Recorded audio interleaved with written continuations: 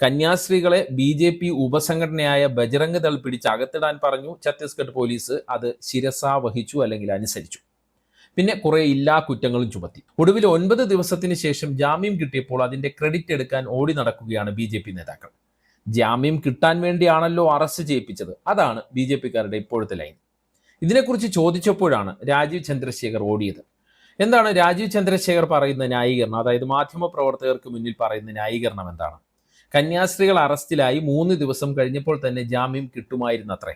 പക്ഷേ ദുർഗ് ജയിലിന് മുന്നിൽ CPM MPമാരും ബൃന്ദ കാരാട്ടിനെ പോലുള്ള നേതാക്കളും ഒരു ഷോ കാണിച്ചതുകൊണ്ട് ജാമ്യം കിട്ടിയില്ല എന്നൊക്കെയാണ് രാജീവ് ചന്ദ്രശേഖർ പറയുന്നത്. നാട്ടിൽ നടക്കുന്ന പ്രതിഷേധമോ മറ്റോ നോക്കിയാണോ കോടതി ജാമ്യത്തിന്റെ കാര്യത്തിൽ തീരുമാനമെടുക്കുക? അല്ല, കോടതി നോക്കുന്നത് ചുമത്തിയിരിക്കുന്ന വകുപ്പുകളുടെ ഗൗരവമാണ്. കന്യാസ്ത്രീകളുടെ ജാമ്യം തള്ളിയത് മജിസ്ട്രേറ്റ് കോടതിയും സെഷൻസ് കോടതിയുമാണ്.